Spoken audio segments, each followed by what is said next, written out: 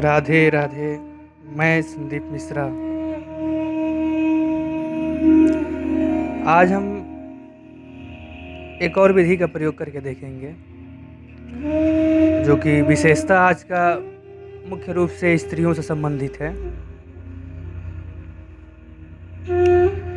तो इस विधि में सर्वप्रथम हम लोगों को प्रवेश करने से पहले कुछ महत्वपूर्ण बातें समझ लें तो अच्छी बात है।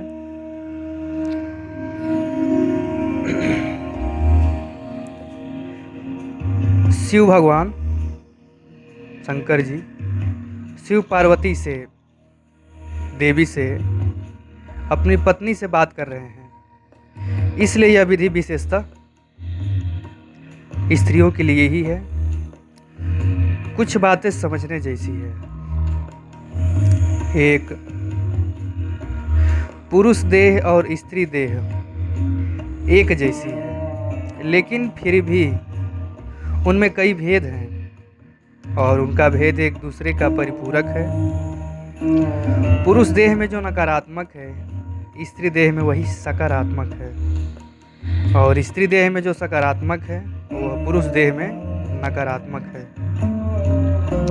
यही कारण है कि जब वे दोनों गहन संभोग में मिलते हैं तो एक इकाई बन जाती है।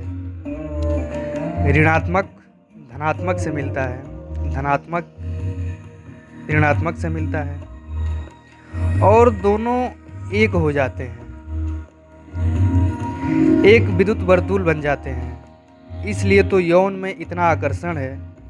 यह आकर्षण इसलिए नहीं है कि मनुष्य पापी है, कि आधुनिक मनुष्य बहुत स्वच्छंद हो गया है, कि अश्लील फिल्में और साहित्य इसका कारण है।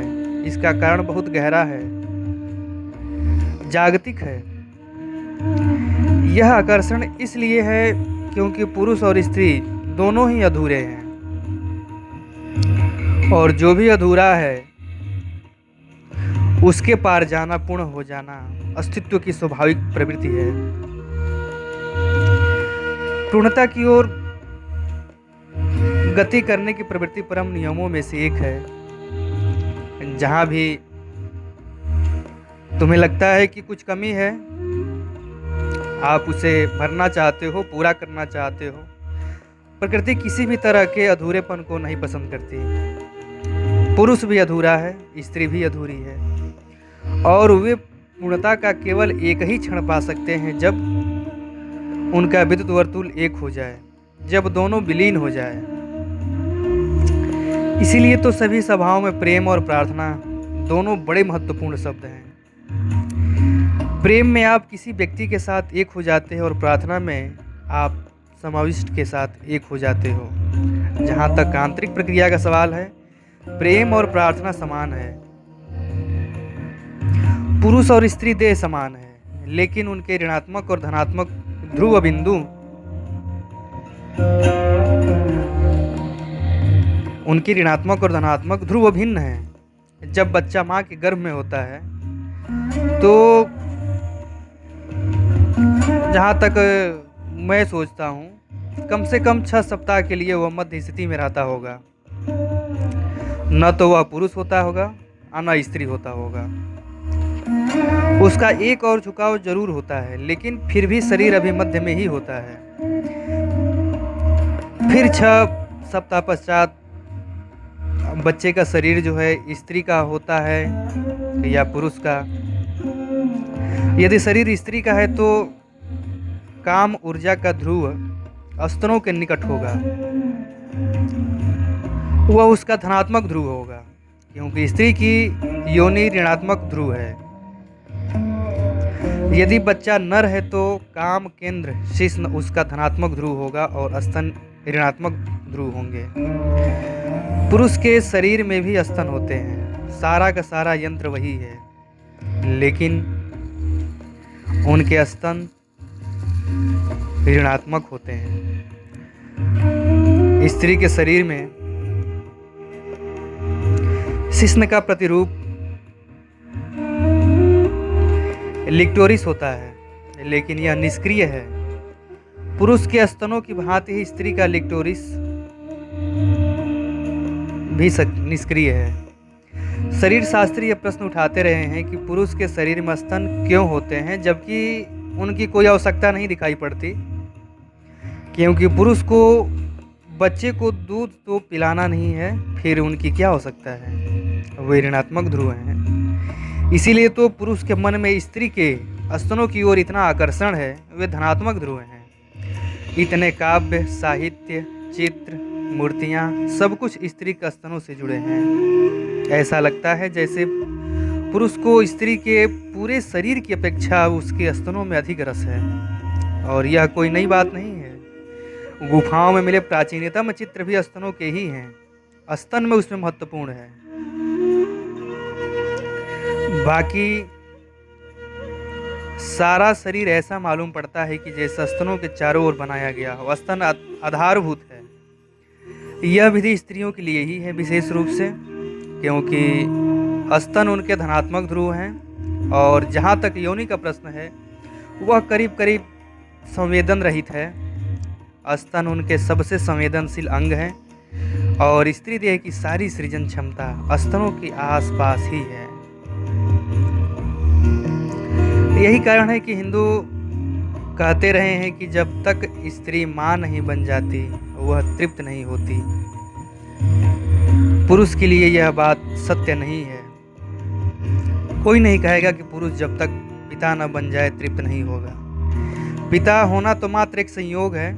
कोई भी पिता हो सकता है, नहीं भी हो सकता है। यह कोई बहुत आधारभूत सवाल नहीं है।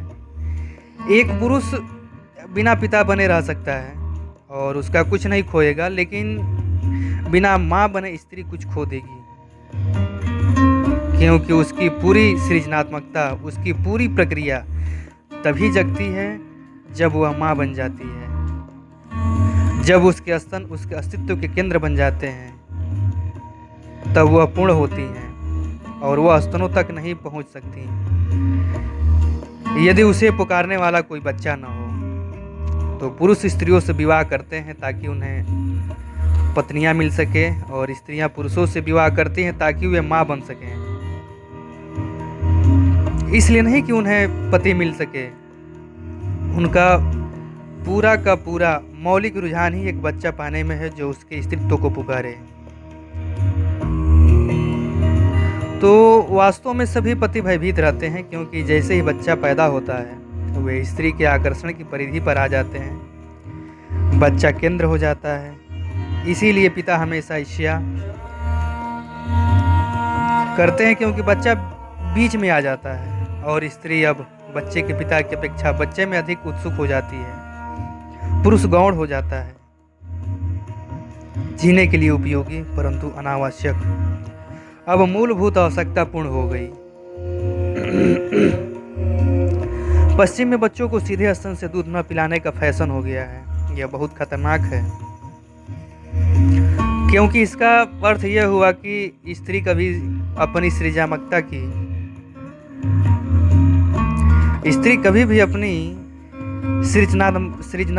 के केंद्र पर नहीं पहुंच सकेगी। जब एक पुरुष किसी स्त्री से प्रेम करता है तो वह उसके स्तनों को प्रेम कर सकता है, लेकिन उन्हें माँ नहीं कह सकता। केवल एक छोटा बच्चा ही उन्हें माँ कह सकता है। या फिर प्रेम इतना गहन हो कि पति भी बच्चे की तरह हो जाए तो संभव हो सकता है। तब स्त्री पूरी तरह भूल जाती है कि वह केवल एक संगिनी है। वह अपने प्रेमी की माँ बन जाती है। तब बच्चे की आवश्यकता नहीं रह जाती। तब वह माँ बन सकती है और स्तनों के निकट उसके अस्तित्व का केंद्र सक्रिय हो जाता है। सर्वप्रथम यह विधि कहती है, अनुभव करो कि सृजन के शुद्ध गुण आपके स्तनों में प्रवेश करके सूक्ष्म रूप धारण कर रहे हैं। स्त्रैण अस्तित्व के पूरी सृजनात्मकता मातृत्व पर ही आधारित है। इसीलिए तो स्त्रियां अन्य किसी तरह के सृजन में इतनी उत्सुक नहीं होती। पुरुष सर्जक है, स्त्रियां सर्जक नहीं हैं। न उसने चित्र बनाए हैं, न महान काव्य रचे हैं, न कोई बड़ा ग्रंथ लिखा है, न कोई बड़े धर्म बनाए हैं। वास्तव में उसने कुछ नहीं किया है, लेकिन पुरुष सृजन किए चला जाता है। वह पागल है। वह आविष्कार कर रहा है, सृजन कर रहा है, भवन निर्माण कर रहा है। तंत्र कहता है ऐसा इसलिए है क्योंकि पुरुष नैसर्गिक रूप से सर्जक नहीं है, इसीलिए वह अतृप्त और तनाव में रहता है। वह माँ बनना चाहता है, वह सर्जक बनना चाहता है, तो वह काव्य का सृजन करता है, वह पुस्तकों का सृजन करता है, वह कई चीज़ों का सृजन करता है। एक तरह से वह उनकी माँ हो जाएगा, लेकिन स्त्री तनाव रहित रहती है। यदि वह माँ बन सके तो तृप्त हो जाती है, फिर किसी और चीज़ में उत्सुक नहीं रहती। स्त्री कुछ और करने की तभी सोचती है यदि वह माँ न बन सके, प्रेम न कर सके, अपनी सृजनात्मकता के शिखर पर न पहुँच पाए, तो वास्तव में असृजनात्मकता स्त्रियां बन जाती हैं। कभी चित्रकार, लेकिन वे सदा दूसरे दर्जे की रहेंगी, कभी प्रथम कोटि की नहीं हो पाएंगी। स्त्रियों के लिए काव्य और चित्रों का सृजन उतना ही असंभव है जितना पुरुष के लिए बच्चे का सृजन है। वह माँ नहीं बन सकता, यह जैविकीय तल पर असंभव है, और इस कमी को वह अनुभव करता है। इस कमी को पूरा करने के लिए वह कई कार्य करता है, लेकिन कभी भी कोई महान से महान सर्जक भी इतना परितृप्त नहीं हो पाया है, या कभी कोई बिरला ही इतना परितृप्त हो सकता है जितना कि एक स्त्री माँ बनकर हो जाती है।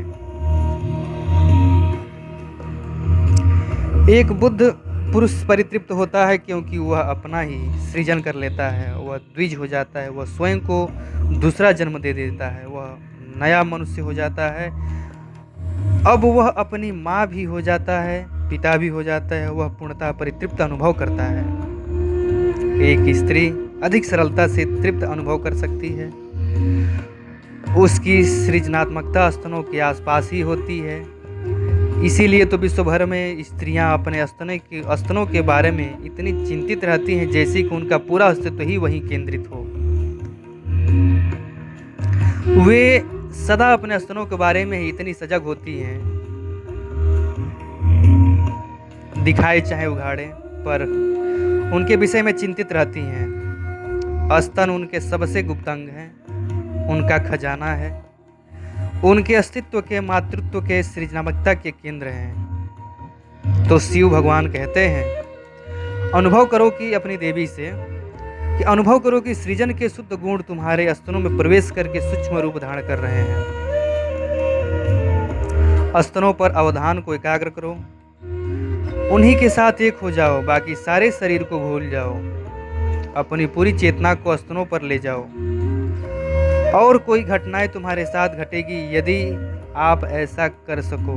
यदि पूरी तरह से स्तनों पर अपने अवधान को केंद्रित कर सको तो सारा शरीर भार मुक्त हो जाएगा और एक गहन माधुर्य तुम्हें घेर लेगा। माधुर्य की एक गहन अनुभूति तुम्हारे भीतर बाहर चारों ओर धड़केगी। जो भी विधियाँ विकसित हो गई है वे करीब करीब सब पुरुष द्वारा ही विकसित की गई है, तो उनमें ऐसे ही केंद्रों का उल्लेख होता है जो पुरुष के लिए सरल होते हैं।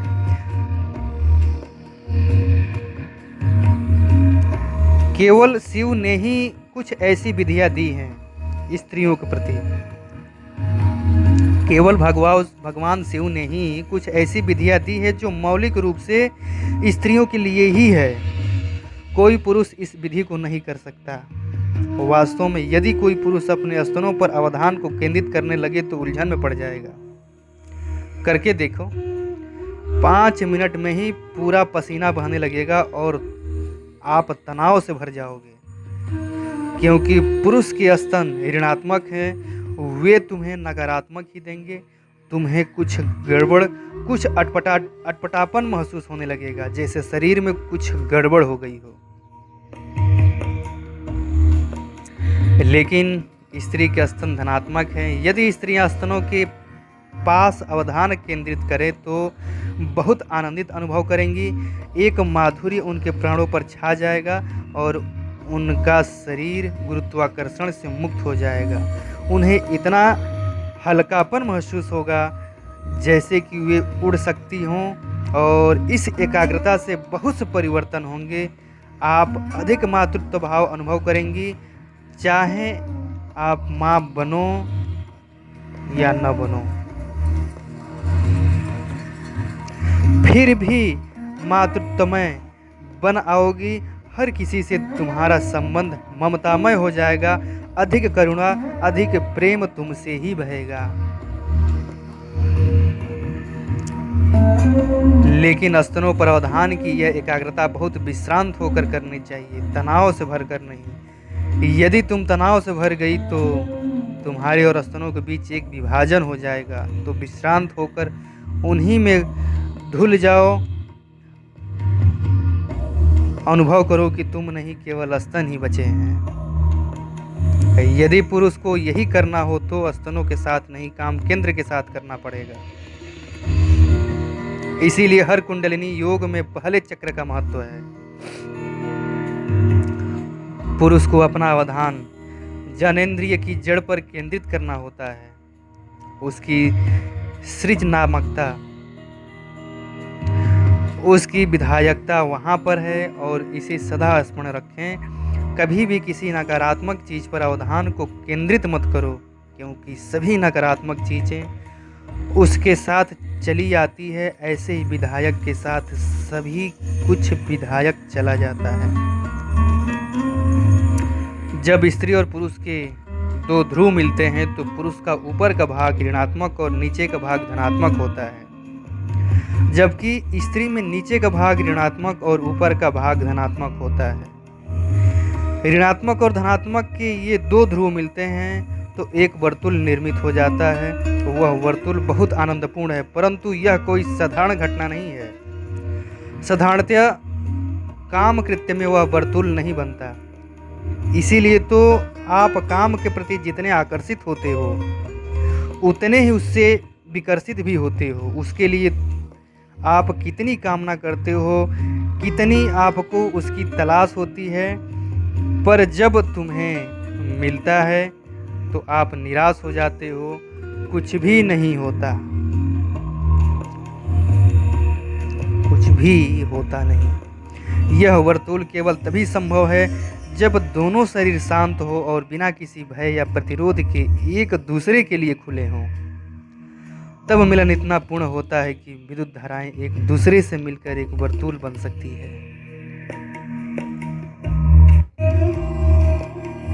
फिर एक बड़ी अद्भुत घटना घटती है। तंत्र में इसका उल्लेख है, लेकिन आपने शायद इसके बारे में न सुना हो, न जानते हो। यह घटना बड़ी अद्भुत है। जब दो प्रेमी वास्तव में मिलते हैं तो और एक वर्तुल बन जाता है तो एक बिजली की कौन जैसी घटना घटती है। एक क्षण के लिए प्रेमी प्रेयसी बन जाता है और प्रेयसी प्रेमी बन जाती है, और अगले ही क्षण प्रेमी फिर प्रेमी बन जाता है और प्रेयसी फिर प्रेयसी बन जाती है। एक क्षण के लिए पुरुष स्त्री हो जाता है और स्त्री पुरुष हो जाता है। इसीलिए भगवान शंकर को अर्धनारीश्वर कहा जाता है, क्योंकि हर ऊर्जा गति कर रही है और एक वर्तुल बन गया है। तो ऐसा होगा कि कुछ मिनट के लिए पुरुष सक्रिय होगा। ऊर्जा जब गति कर रही है और एक वर्तुल बन गया है जब, तो ऐसा होगा कि कुछ मिनट के लिए पुरुष सक्रिय होगा और फिर वह विश्राम करेगा और स्त्री सक्रिय हो जाती है। इसका अर्थ है कि अब पुरुष ऊर्जा स्त्री के शरीर में चली गई है, और जब स्त्री सक्रिय होगी तो पुरुष निष्क्रिय रहेगा और ऐसा चलता रहेगा। साधारणतः जब तुम स्त्री और पुरुष हो गहन प्रेम में, गहन संभोग में, कुछ क्षण के लिए पुरुष स्त्री हो जाएगा और स्त्री पुरुष हो जाएगी, और यह अनुभव होगा, निश्चित ही अनुभव होगा कि निष्क्रियता बदल रही है। जीवन में एक लय है, हर चीज में एक लय है। जब तुम श्वास लेते हो तो श्वास भीतर जाती है, फिर कुछ क्षणों के लिए रुक जाती है, उसमें कोई गति नहीं होती, फिर चलती है, बाहर आती है और फिर रुक जाती है। एक अंतराल पैदा होता है, गति, रुकाव, गति। जब आपका हृदय धड़कता है तो एक धड़कन होती है, फिर अंतराल है, फिर धड़कता है, फिर अंतराल है। धड़कन का अर्थ है सक्रियता, अंतराल का अर्थ है निष्क्रियता। धड़कन का अर्थ है पुरुष, अंतराल का अर्थ है स्त्री। जीवन एक लय है। जब पुरुष और स्त्री मिलते हैं तो एक वर्तुल बन जाता है, दोनों के लिए ही अंतराल होंगे। आप एक स्त्री हो तो अचानक एक अंतराल होगा और तुम स्त्री नहीं रहोगी, पुरुष बन जाओगी। तुम स्त्री से पुरुष और पुरुष से स्त्री बनती रहोगी।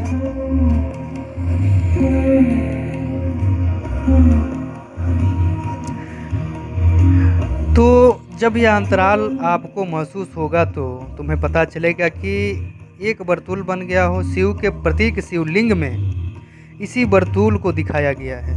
यह वर्तुल देवी की योनि और शिव के लिंग से दिखाया गया है। यह एक वर्तुल है। यह दो उच्च तल पर ऊर्जाओं के मिलन के शिखर घटना है। यह विधि अच्छी रहेगी। अनुभव करो कि सृजन के शुद्ध गुण तुम्हारे स्तनों में प्रवेश करके सूक्ष्म रूप धारण कर रहा है। विश्राम पूर्ण हो जाओ, स्तनों में प्रवेश करो और अपने स्तनों को ही अपना पूरा अस्तित्व हो जाने दो। पूरे शरीर को स्तन के होने के लिए मात्र एक परिस्थिति बन जाने दो। तुम्हारा पूरा शरीर गौण हो जाए, स्तन महत्वपूर्ण हो जाए और तुम उनमें ही विश्राम करो, प्रवेश करो।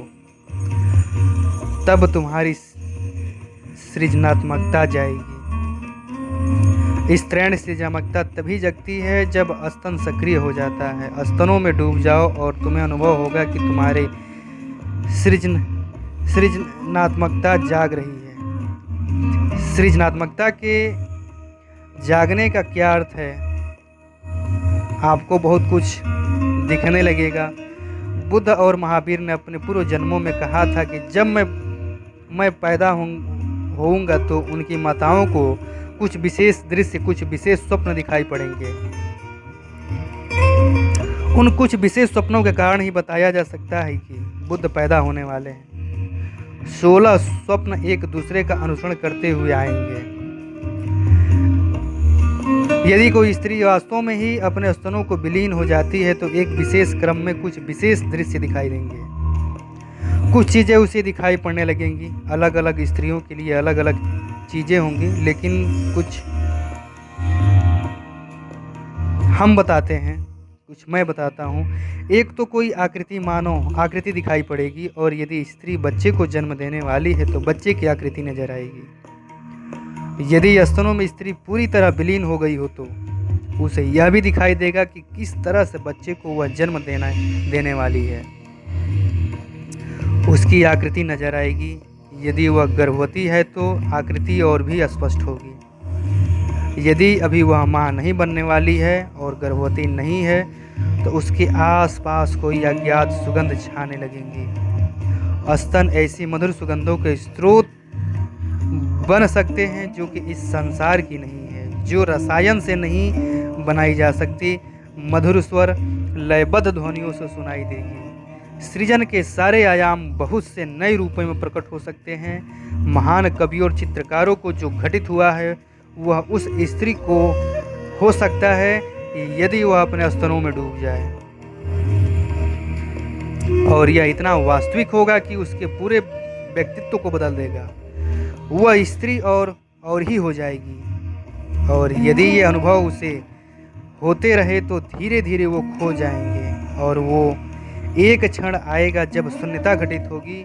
यह शून्यता ध्यान की परम स्थिति है। तो इसका स्मरण रखें। यदि आप स्त्री हो तो अपने शिव नेत्र पर एक एकाग्रता मत करो। आपके लिए स्तनों पर, ठीक दोनों स्तनों के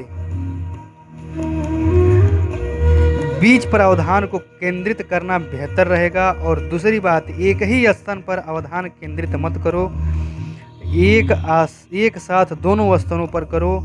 यदि तुम एक ही स्तन पर अवधान केंद्रित करोगी तो तत्क्षण तुम्हारा ही शरीर व्यवस्थित हो जाएगा। एक ही स्तन पर एकाग्रता होने पर पक्षघात भी हो सकता है। तो दोनों पर एक साथ ही अवधान को केंद्रित करो, उनमें विलीन हो जाओ और जो हो उसे होने दो। बस साक्षी बनी रहो और किसी भी लय से मत जुड़ो, क्योंकि हर लय बड़ी सुंदर स्वर्ग तुल्य मालूम पड़ेगी। उससे मत जुड़ो, उनको देखती रहो, साक्षी बनी रहो। एक क्षण आएगा जब वे समाप्त होने लगेंगी और एक शून्यता घटित होगी। कुछ नहीं बचता, बस खुला आकाश रह जाता है और स्तन खो जाते हैं। तब तुम बोधि वृक्ष के नीचे हो। आज इतना ही। जय श्री कृष्ण।